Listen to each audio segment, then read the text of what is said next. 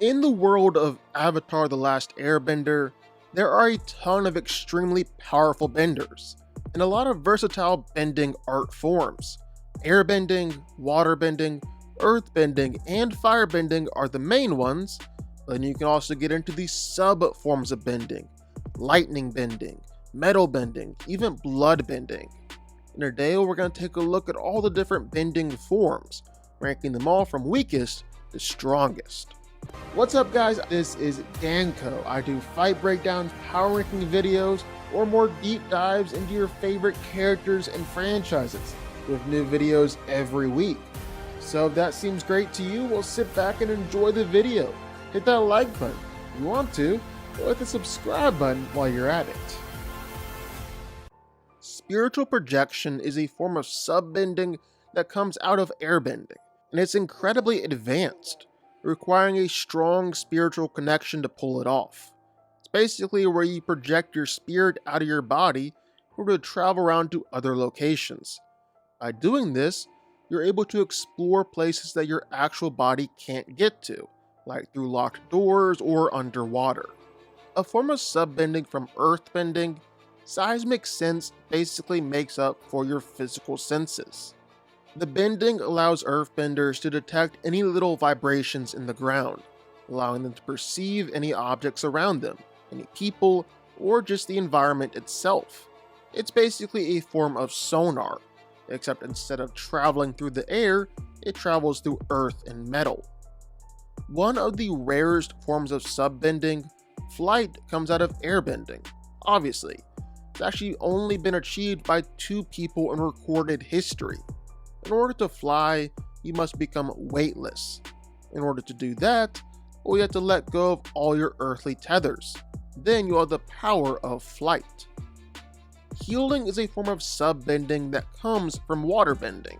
And by using water as the source, the healer can redirect different energy paths around the body and concentrate that energy around the wounded area, allowing it to heal a lot faster than normal. However, while this is usually super effective with physical injuries, it doesn't really work as well if the person is sick or seriously injured inside their body. Combustion bending is a sub-form of firebending used primarily by Combustion Man and P. allowing them to ignite objects with their mind instead of firebending. Combustion benders shoot the energy through a tattooed third eye on their forehead, producing some pretty massive explosions with deadly accuracy. This form of bending is extremely destructive. It can completely blow up pretty much anything in its way. However, it can also be just as dangerous to the bender himself. Combustion Man blew off the whole right side of his body.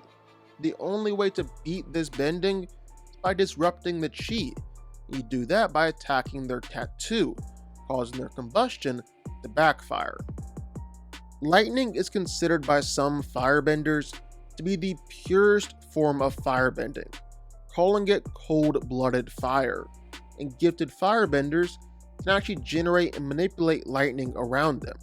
It's the most powerful and dangerous form of firebending. In order to create lightning, you must have peace of mind and complete absence of emotion. Any conflict inside of you, the lightning would lead to an explosion.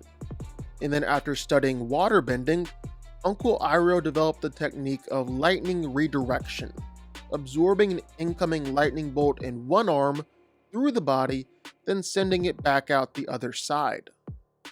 Lava bending is a sub-form of earth bending, where the bender can control molten earth, turning earth into lava, lava into earth, or just manipulating lava itself.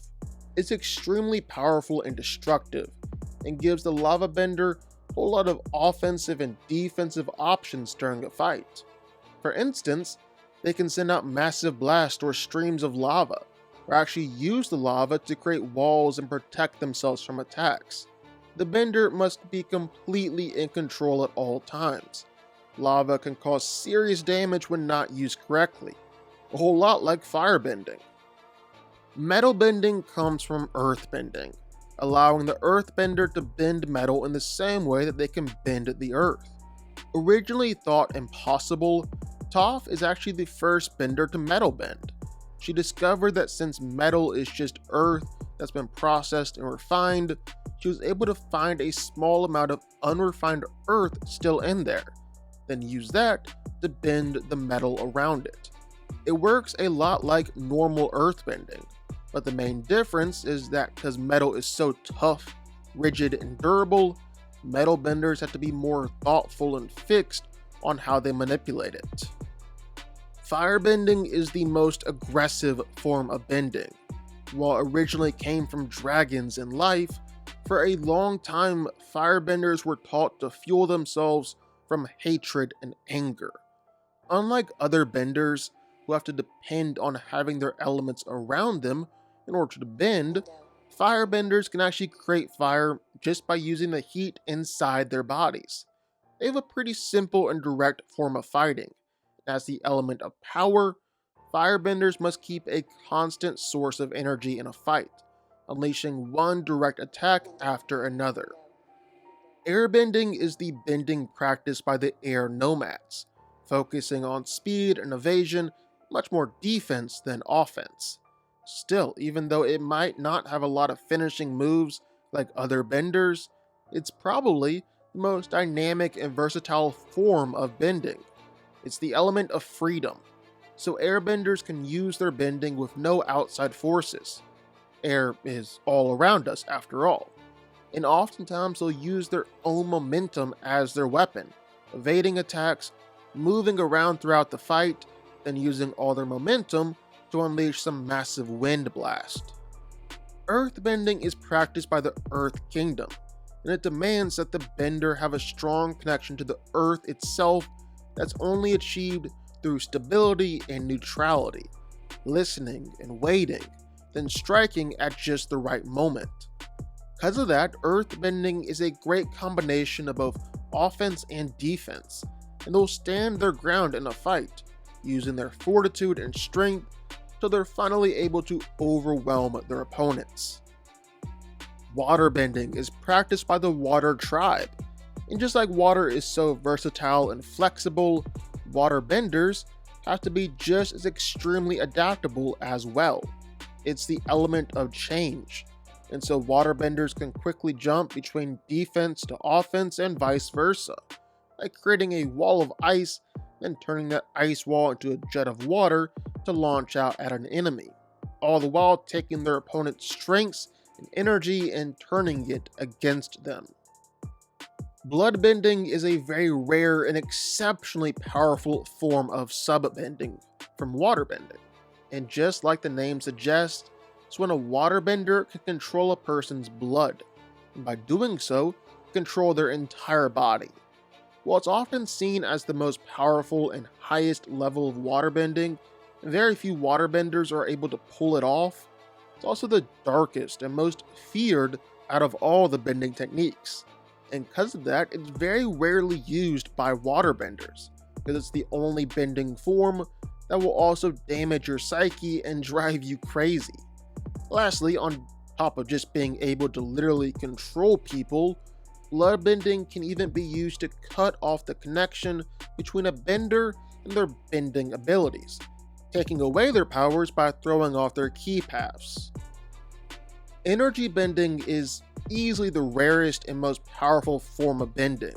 It's where the bender is actually able to bend and control the energy within their body. It's a form of bending typically reserved for just the avatar.